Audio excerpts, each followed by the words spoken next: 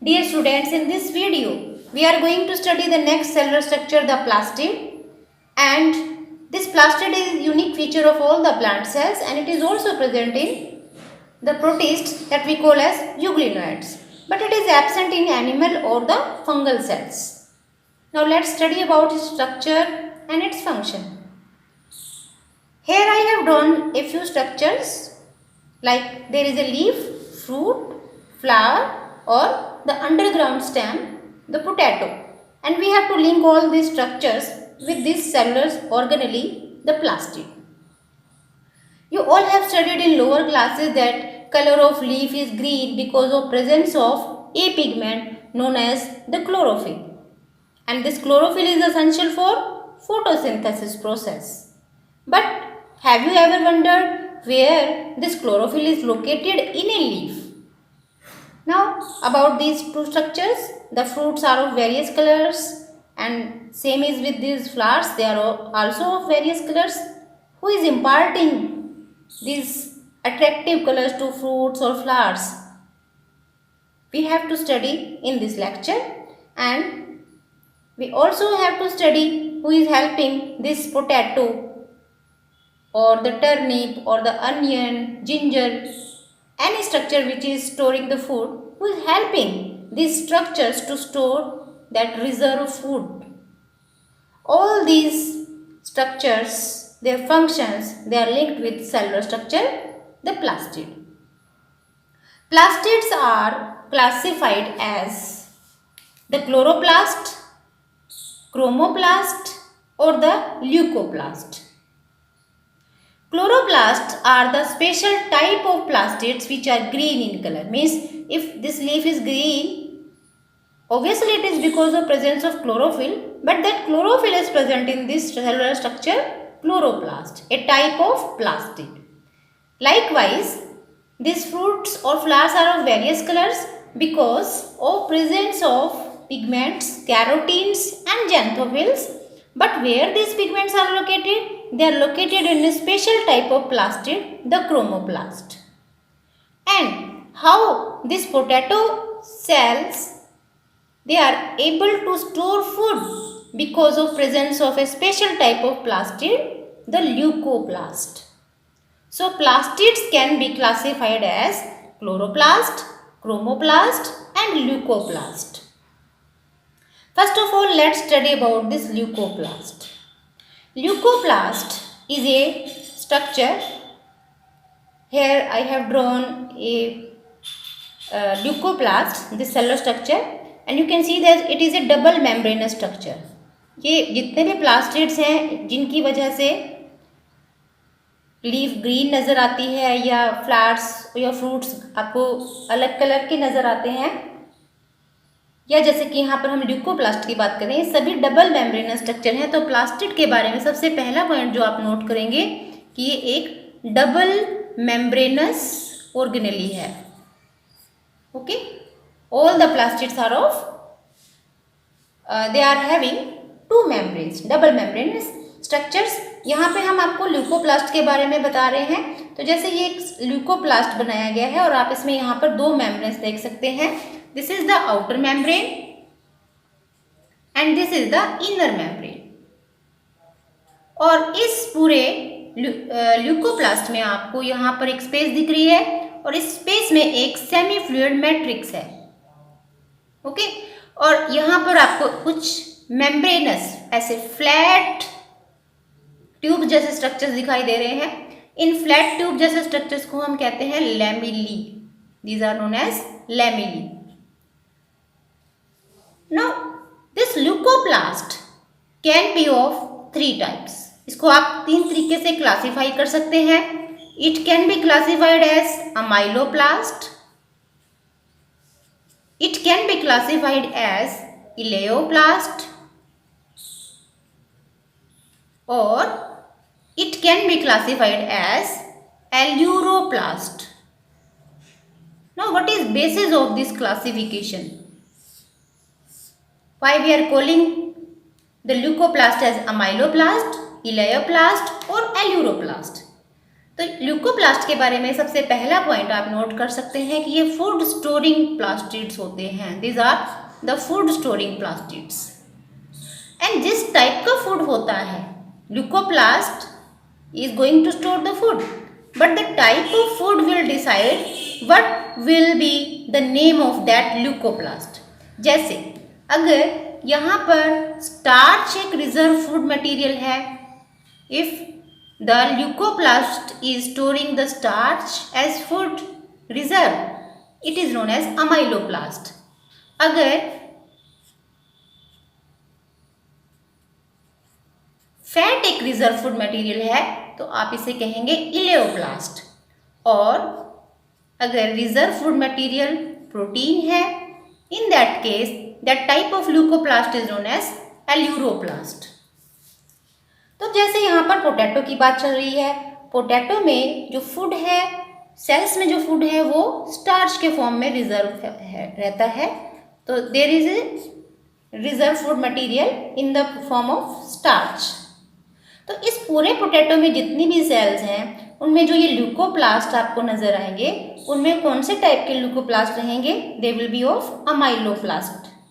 Okay, तो ये एक अमाइलोप्लास्ट दिखाया गया है, amyloplast. Why we are calling it amyloplast? क्योंकि इसमें आप देख रहे हैं there is a starch grain. ये जो पूरा का पूरा ये रेड कलर से शोन एक ग्रेन जैसा स्ट्रक्चर है, ये एक्चुअली स्टार्च ग्रेन है। ये प्लास्टिड अमाइलोप्लास्ट है क्योंकि इसमें स्टार्च को रिजर्व फूड दिखाया गया है। लेकिन अगर इसी स्टार्च की बजाय यहाँ पर फैट फूड मटेरियल होगा, तब आप इस पूरे ल्यूकोप्लास्ट को या इस प्लास्टिड को इलेओप्लास्ट कहेंगे। जैसे एग्जाम्पल आप इसमें दे सकते हैं, जो भी नट्स होते हैं उनमें, नट्स की जितनी भी सेल्स हैं उनमें आपको इलेओप्लास्ट उनमें आप रिपोर्ट करेंगे। ऐसे ही अगर ये रिजर्व फूड मटेरियल बजाय स्टार्च के या फैट के प्रोटीन है, तो आप इस प्लास्टिड को या इस ल्यूकोप्लास्ट को एल्यूरोप्लास्ट कहते हैं। Okay, so let's revise about this leucoplast कि ये कलरलेस होते हैं। सबसे पहले आप याद लिखेंगे, यहाँ पर लिखेंगे कलरलेस प्लास्टिड्स हैं। ओके, डबल मेम्ब्रेनस स्ट्रक्चर्स हैं। These are double membranous structures and they are helping in storage of food material. ये फूड स्टोर करने में हेल्प करते हैं। Okay, so this was the first type of plastid, the leucoplast. Now let's study about this chromoplast. अब आप यहाँ देखिए कि कोई भी फ्रूट रेड कलर का या ऑरेंज कलर, इस तरह से बहुत सारे वैरायटी के कलर आपको दिखाई देते हैं। Why the colors are present in these plastids, fruits or the flowers? Actually this is because of presence of the cellular structure plastid, which we call as the chromoplast. Or chromoplast, they have special pigments, the carotene and xanthophylls. Carotenoids ये category है fat soluble pigments की। Carotenoids and xanthophylls, ये दो तरह के groups हैं pigments के जो किसी भी फ्रूट को या किसी भी फ्लावर को अट्रैक्टिव कलर्स देते हैं। Now what is benefit of these colours which are given to these fruits और द फ्लावर्स? तो अगर फ्लावर्स अगर अट्रैक्टिव हैं, कलरफुल हैं, तो they will attract the insects और the birds। मीन्स अगर पोलिनेटर्स को अट्रैक्ट करना है, पोलिनेशन के लिए फ्लावर को अट्रैक्ट करना है, तो उन्हें कलरफुल होने की जरूरत है। And that colourful nature is because of presence of the chromoplast. And chromoplast they have these groups of pigments, carotenoids और the xanthophylls। तो यहाँ पर कलरफुल पिगमेंट्स की वजह से पोलिनेशन पॉसिबल हो पाता है। अगर फ्रूट्स की बात करते हैं, तो अगर फ्रूट अट्रैक्टिव होगा, that will help in seed dispersal. आपको मालूम है कि फ्रूट्स में सीड्स होते हैं। कोई भी एनिमल या कोई भी ऑर्गेनिज्म जब इन फ्रूट्स को इनके कलर्स की वजह से अट्रैक्ट होकर इनको प्लक करता है और इनको खाता है, तो उसके साथ साथ उसमें जो अंदर सीड्स होते हैं उनको वो इधर उधर फेंक देता है, जिससे इनके सीड्स के डिस्पर्सल में हेल्प मिलती है। कोई भी प्लांट अपने एक स्पेसिफिक हैबिटेट को छोड़कर किसी दूसरे प्लेस पर डिस्पर्स किया जाता है। तो यहाँ पर सीड डिस्पर्सल और यहाँ पर पोलिनेशन में हेल्प करने वाले जो प्लास्टिड्स हैं वो है क्रोमोप्लास्ट, क्योंकि इनमें ये ऑरेंज, रेड, येलो कलर के पिगमेंट्स हैं जो अलग अलग कॉम्बिनेशन से इनको फ्रूट्स को या फ्लावर्स को कलर देते हैं और इन्हें अट्रैक्टिव बनाते हैं। ओके, तो ये दो तरह के प्लास्टिड्स हमने यहाँ पे स्टडी किए। एक तो बिल्कुल कलरलेस है जो सिर्फ फूड स्टोर करता है, एक कलर्ड प्लास्टिड है जिसको आप क्रोमोप्लास्ट कहते हैं, लेकिन ये फ्रूट्स और फ्लावर्स में मिलते हैं। अब हम बात करेंगे उस प्लास्टिड की जो कि लीव्स में पाया जाता है, and this plastid is of green colour. याद रखेंगे, क्रोमोप्लास्ट का कलर अलग अलग हो सकता है क्योंकि कैरोटिनॉइड और ज़ैंथोफिल्स के कलर्स के कॉम्बिनेशन से इन्हें अलग अलग कलर देते हैं, लेकिन क्लोरोप्लास्ट हमेशा ग्रीन कलर का होता है और इस ग्रीन कलर्ड प्लास्टिड की वजह से ही प्लांट्स फोटोसिंथेसिस कर सकते हैं। Now let's study its structure in detail. Chloroplast का स्ट्रक्चर के लिए हमारे पास एक डायग्राम है और आप इस डायग्राम को देखिए। तो किसी भी ग्रीन लीफ में आपको ये स्ट्रक्चर दिखाई देंगे। इन स्ट्रक्चर्स की जो लेंथ है वो लगभग 5 से लेके 10 मिलीमीटर लेंथ इनकी हो सकती है, या they can be 2 to 4 millimetre in width. Okay, तो length wise they can be 5 to 10 millimetre और they can be 2 to 4 millimetre in their width, ये वेरी करता है। अब आप इसके एक बार शेप देखिए। शेप कैन बी ओवल, जैसे यहाँ पर आपको ये ओवल शेप दिखाई गई है, या कुछ सेल्स में ये आपको, जैसे अगर यहाँ पर मैंने एक एल्गी दिखाई है स्पाइरोगायरा, इसमें आप देखिए इसका जो शेप है ये आपको रिबन जैसा दिखाई दे रहा है। ऐसे ये क्लैमाइडोमोनाज एल्गी है, इसमें आपको ये कप जैसा दिखाई दे रहा है। तो shape can be Oval, spherical, discoidal, ribbon shaped, अलग अलग इनकी शेप हो सकती है। और अगर हम बात करें कि इनका नंबर कितना हो सकता है per cell, they also vary in their number. जैसे यहाँ पे क्लैमाइडोमोनास दिखाया गया है, इसमें सिंगल एक ही आपको क्लोरोप्लास्ट दिखाई दे रहा है, लेकिन ये एक प्लांट की सेल है और इस प्लांट की सेल को आप मेसोफिल सेल भी कहते हैं। जहाँ जहाँ पर क्लोरोप्लास्ट होते हैं जिन सेल्स में, उनको हम मेसोफिल सेल्स कहते हैं। लीव्स की अगर सेल बात कर रहे हैं तो ये मेसोफिल सेल्स में आप देख सकते हैं इनका नंबर 20 to 40 तक जा सकता है। Means they can range from 1 to 20 to 40 per cell. Okay. Now let's study the structure of this chloroplast. किसी भी क्लोरोप्लास्ट जिसकी कोई भी शेप हो सकती है, उनका स्ट्रक्चर सभी का कुछ कॉमन स्ट्रक्चर ऐसा हो सकता है जैसे यहाँ पे ड्रॉ किया गया है। आप देखिए, इसमें सबसे बाहर एक मेम्ब्रेन दिखाया गया है, this is the outermost membrane. ये एक डबल मेम्ब्रेन स्ट्रक्चर है, so it is having the outermost membrane. Then यहाँ पर आपको एक और मेम्ब्रेन दिखाई दे रहा है, inner membrane, so it is the inner membrane. Outer and inner membrane double membrane structure है। उसके बाद आप देखिए यहाँ पर एक स्पेस है और उस स्पेस में एक मैट्रिक्स भरी हुई है, एक सेमी फ्लूइड कंटेंट है। This space containing this matrix is known as stroma. It is known as stroma. Okay? अब इसमें यूनिक फीचर जो आपको देखनी है वो ये, आप देख सकते हैं यहाँ पर आपको कुछ ये ट्यूब्स दिख रही हैं। ओके, ये मेम्ब्रेनस ट्यूब स्ट्रक्चर है और इन मेम्ब्रेनस ट्यूबुलर स्ट्रक्चर्स में एक, जैसे ये एक ट्यूब दिखाई गई है, तो हर ट्यूब में एक स्पेस है जिसको आप ल्यूमन कहते हैं। This is the lumen. Her tube में एक स्पेस है और ये ट्यूब्स आप देख रहे हैं कि ऐसे कॉइल करके और एक के ऊपर एक स्टैक दिखाई दे रहे हैं। जैसे कोई भी एक कॉइन्स का स्टैक अगर हो, जैसे ये एक कॉइन दिखाया, दूसरा कॉइन इसके ऊपर रख दिया, तीसरा इसके ऊपर रख दिया, तो इस तरीके से you can see that there is a stack of coin like structure. Actually ये जो स्टैक बना हुआ है ये किससे बना हुआ है? ये इन ट्यूब से बना हुआ है, इन ट्यूब्स की हेल्प से। तो ये स्टैक स्ट्रक्चर जो है इसको आप कहते हैं ग्रेनम। ओके, इन ट्यूब्स को आप नाम देते हैं। अगर ये सिंगल आपको, जैसे यहाँ पर एक ट्यूब दिखाई दे रही है, ये ट्यूब दिखाई दे रही है, तो these tubes are because located in the stroma, these are known as stroma lamellae, these are known as stroma lamellae। while when they are coiling, जब ये एक दूसरे के साथ ऐसे coil करके और ऐसे एक स्टैक जैसा स्ट्रक्चर बनाते हैं, then you call it intergranal thylakoids।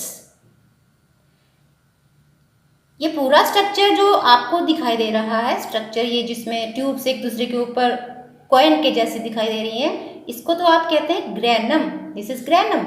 लेकिन जो ये ट्यूब्स ऐसे कॉइल करके ये स्ट्रक्चर ग्रेनम बना रही हैं, इन ट्यूब्स को हम कहते हैं इंटरग्रेनल थाइलेकोइड्स।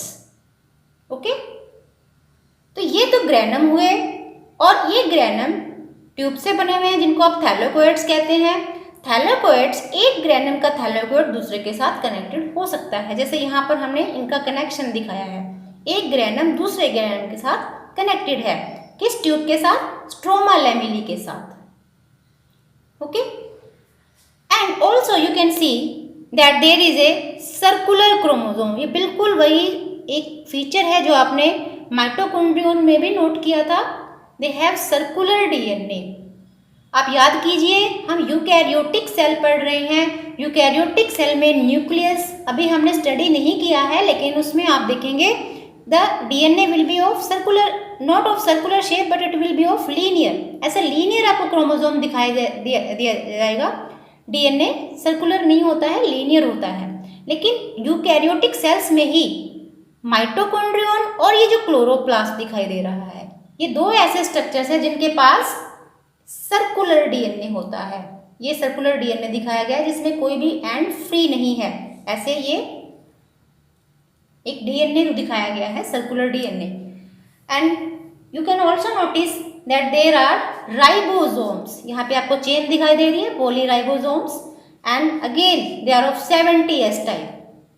यूकैरियोटिक सेल में 80S के राइबोसोम्स होते हैं, प्रोटीन फैक्ट्रीज होती हैं, लेकिन यूकैरियोटिक सेल के अंदर ही ये माइटोकॉन्ड्रियन और क्लोरोप्लास्ट ऐसे दो स्ट्रक्चर्स हैं जिनके पास खुद के राइबोसोम्स हैं, लेकिन वो 70S टाइप के राइबोसोम्स हैं। ओके, इन दोनों मेम्ब्रेन्स के बीच की स्पेस को हम पेरिकोन्ड्रियल स्पेस भी कह देते हैं, जैसे आप यहाँ पे लिख सकते हो पेरिकोन्ड्रियल स्पेस। ओके, एंड ये एक ऐसा स्ट्रक्चर है जिसमें फोटोसिंथेसिस होती है। फोटोसिंथेसिस में फूड बनता है, तो फूड बनने के बाद जो रिजर्व फूड मटेरियल है वो स्टार्च के फॉर्म में यहाँ पर आपको स्टोर दिखाई देगा। स्टार्च हो सकता है, प्रोटीन्स हो सकते हैं, तो ये वेरी करता है, लेकिन आपको स्टार्च के ग्रेन्यूल्स दिखाई देंगे जैसे यहाँ पे दिखाया गया है। तो यहाँ पर कुछ यूनिक चीज़ें दिखाई दी आपको। एक तो ये मैट्रिक्स जिसको आप स्ट्रोमा कहते हैं, उस मैट्रिक्स के अंदर आपको ऐसे ट्यूब्स के स्टैक्स दिखाई दे रहे हैं, बिल्कुल वैसे ही जैसे कॉइन्स को आप एक के ऊपर एक रख देते हो, तो इन स्टैक्स को आप ग्रेनम कहते हो। ग्रेनम एक दूसरे के साथ भी कनेक्टेड होते हैं ट्यूबुलर स्ट्रक्चर से, जिसको आप स्ट्रोमा लैमेली कहते हैं। Now this is the structure of this chloroplast.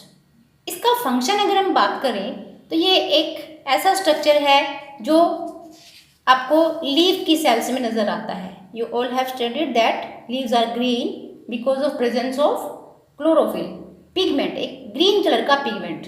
लेकिन क्लोरोफिल पिगमेंट कहाँ पर है? That is located in the chloroplast. क्योंकि हम क्लोरोप्लास्ट स्टडी कर रहे हैं, तो यहाँ पर देखिए, जिस क्लोरोफिल के बारे में आपने लोअर क्लासेस में पढ़ा है, जिसकी उस क्लोरोफिल पिगमेंट की वजह से ही प्लांट्स फोटोसिंथेसिस कर सकते हैं, वो इन ग्रेनम के अंदर होता है। ये मैंने जानबूझकर यहाँ पर ग्रीन भी दिखाए हैं, जिससे कि आप थोड़ा सा इसको याद कर सकें कि ये ग्रीन इसलिए है क्योंकि यहाँ पर क्लोरोफिल पिगमेंट्स हैं। प्लांट्स में दो तरह के क्लोरोफिल पिगमेंट्स होते हैं, chlorophyll A and B type के दो पिगमेंट्स होते हैं, जिनकी वजह से प्लांट्स फोटोसिंथेसिस कर सकते हैं, और वो क्लोरोफिल पिगमेंट्स यहीं पर होते हैं। ओके, तो ये वाला जो एरिया है ग्रेनम, यहाँ पर लाइट को कैप्चर किया जाता है। प्लांट सनलाइट को कैप्चर करते हैं इस एरिया में, और उस लाइट एनर्जी को केमिकल एनर्जी में बदलकर ATP और NADPH2 दो तरह के केमिकल फॉर्म्स बनाए जाते हैं। The light energy is converted into two types of chemical forms, ATP and NADPH2, and with the help of these chemical energies the food is synthesized in the stroma part. तो food की synthesis stroma में होती है, लेकिन light की capturing इस area में होती है। इस क्लोरोप्लास्ट की वर्किंग के बारे में आप डिटेल में पढ़ेंगे नेक्स्ट यूनिट्स में, तब आपसे इस क्लोरोप्लास्ट के वर्किंग के बारे में भी डिस्कस किया जाएगा। अभी आप सिर्फ इसके स्ट्रक्चर को स्टडी कर रहे हैं। Okay, now let's study how to draw this chloroplast.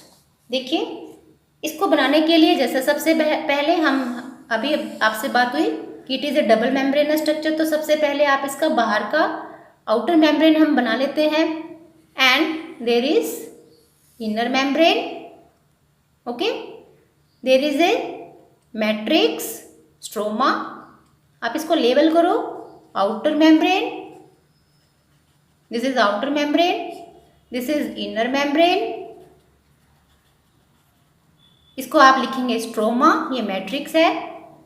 अब क्या करना है, आपको थाइलोकोइड्स दिखाने हैं, ट्यूब जैसे स्ट्रक्चर दिखाने हैं। तो जैसे मैंने यहाँ पर एक ये ट्यूब दिखाई, और इस ट्यूब को हम अब क्या करेंगे, we have to coil this tube, ऐसे आप इसे कॉइल कीजिए। ओके, ऐसे, एंड सेम ऐसे आप इसे कॉइल करोगे। तो कॉइल करने से, इस ट्यूब के कॉइलिंग होने से आपको ये जो एक हीप दिखाई दे रहा है ग्रेनम, इसको आप कहते हैं ग्रेनम। ओके, एंड इस एरिया को, इस ट्यूब को जो स्ट्रोमा में अलग से दिखाई दे रही है, इसको आप कहोगे स्ट्रोमा लैमेली। ओके, इस स्पेस को क्या कहोगे, this is the perichondrial space, जो दो मेम्ब्रेन्स के बीच की स्पेस है, this is the perichondrial space. And we also have to show the ribosomes, यहाँ पर आप राइबोसोम दिखाइए, चेन ऑफ राइबोसोम। लेकिन किस टाइप के राइबोसोम्स हैं, these are of 70S type of ribosomes. And we also have to show the circular DNA, so this is not a linear, it is circular DNA. Okay, and show some starch grain, ये reserve food material है, तो इसको भी आप दिखाएंगे। ये chloroplast है, green colour का प्लास्टिड। ओके, एंड अगर आपसे पूछा जाए इसका फंक्शन क्या है, तो आप इसके फंक्शन में, क्योंकि इसके पास क्लोरोफिल पिगमेंट है, तो आप इजीली बता सकते हैं this structure is helping the plant in photosynthesis. क्योंकि ये लीव्स में पाए जाते हैं, तो ये क्लोरोप्लास्ट जो ग्रीन कलर के स्ट्रक्चर्स हैं, ये फोटोसिंथेसिस में हेल्प करते हैं। तो प्लास्टिड हमने तीन तरह के पढ़े, दो ऐसे जो कलरफुल हैं और एक ऐसा जो कलरलेस है। कलरलेस को आप ल्यूकोप्लास्ट कहते हैं। Leucoplast helps in food storing, while ये जो कलरफुल है, जिसमें ग्रीन कलर के प्लास्टिड को क्लोरोप्लास्ट कहा जाता है, जो फोटोसिंथेसिस में हेल्प करेगा। और जो दूसरे कलर्स के प्लास्टिड्स हैं, जो कैरोटीनॉइड या जेंथोफिल पिगमेंट्स की वजह से अलग कलर्स के हैं, उन्हें हम क्रोमोप्लास्ट कहते हैं। और क्रोमोप्लास्ट की वजह से फ्रूट्स में जो सीड्स हैं उनमें डिस्पर्सल में इनको हेल्प मिलती है, और फ्लावर्स अगर अट्रैक्टिव कलर्स के हैं तो उससे उनको पॉलिनेशन में हेल्प मिलती है। अब यहाँ पर एक और इम्पोर्टेंट चीज़ जो आपको नोट करनी है, वो ये, जैसे अभी बात हुई कि क्लोरोप्लास्ट के पास खुद का सर्कुलर DNA है, यानी कि एक ऐसा पीस DNA का जो इसके प्रोटीन बनाने की इंफॉर्मेशन रखता है। एंड इसके पास खुद की प्रोटीन फैक्ट्री भी है, राइबोसोम्स की आप यहाँ पे चेन देख रहे हैं। तो one unique feature about this chloroplast is that it can synthesize a few of its protein, कुछ प्रोटीन्स को ये बना सकता है। It is not dependent on the nucleus. लेकिन ये सभी प्रोटीन्स जो इसकी एक्टिविटी के लिए चाहिए उन सबको सिंथेसाइज नहीं कर सकता, इसलिए ये पार्शियली डिपेंडेंट रहता है न्यूक्लियस पर। Because it is partially dependent on nucleus for proteins, कुछ प्रोटीन्स तो ये खुद सिंथेसाइज कर सकता है क्योंकि इसके पास खुद की मशीनरी है, लेकिन बाकी के प्रोटीन्स के लिए न्यूक्लियस पर डिपेंड करता है। इसलिए आप इसे कहते हैं, this structure is known as semi autonomous structure. This is known as semi autonomous structure. Okay, partially dependent है। Second thing you can notice here, क्योंकि इसके पास दो ऐसे यूनिक फीचर हैं जो बिल्कुल बैक्टीरिया से मिलते हैं, यानी कि प्रोकैरियोटिक सेल से मिलते हैं, जैसे सर्कुलर डीएनए का होना। ये यूकैरियोटिक सेल का फीचर नहीं है, यूकैरियोटिक सेल में लीनियर डीएनए होता है, लेकिन ये सर्कुलर डीएनए की प्रेजेंस ये इंडिकेट करती है कि ये कहीं ना कहीं प्रोकैरियोट्स के साथ लिंक है। और 70S टाइप के राइबोसोम्स का प्रेजेंस ये भी इंडिकेट करता है कि कहीं ना कहीं ये स्ट्रक्चर प्रोकैरियोटिक सेल्स के साथ लिंक है। ऐसा माना जाता है कि ये एक बैक्टीरिया ही रहा है जो यूकैरियोटिक सेल्स के साथ सिम्बायोटिक रिलेशनशिप मेंटेन किए हुए है। प्लांट की जो सेल है यूकैरियोटिक सेल है, जैसे आप यहाँ पर देखिए, अगर ये सेल है प्लांट की और हम इसको मान के चले, इमेजिन करें कि ये एक बैक्टीरिया है। ये हैं तो सभी क्लोरोप्लास्ट्स, लेकिन इनको आप इमेजिन करें कि ये फोटोसिंथेटिक बैक्टीरिया हैं, तो इस पूरी सेल को क्या बेनिफिट मिल रही हैं? इस पूरी सेल को ये बेनिफिट मिलता है कि ये क्लोरोप्लास्ट इन सेल्स में फोटोसिंथेसिस करने में हेल्प करता है, और बदले में इसे इस सेल से क्या मिलता है? This cell is providing the proteins necessary for its working. Okay, तो यहाँ पर ये दोनों के बीच में एक सिम्बायोटिक एसोसिएशन मानी जाती है कि कभी इवोल्यूशनरी फेज में ऐसा रहा होगा कि बैक्टीरिया जैसे कुछ प्रोकैरियोटिक स्ट्रक्चर्स कुछ इन यूकैरियोटिक सेल्स के अंदर उन्होंने एंट्री की होगी और दोनों के बीच में सिम्बायोटिक रिलेशनशिप एस्टेब्लिश हुई होगी। हम इन्हें प्रोकैरियोटिक सेल्स के जैसा क्यों मानते हैं? क्योंकि इनके पास ये दो यूनिक फीचर हैं, 70S के टाइप के राइबोसोम्स और दिस सर्कुलर डीएनए जो सिर्फ प्रोकैरियोटिक सेल का यूनिक फीचर है। Okay, so I hope this lecture is clear to you.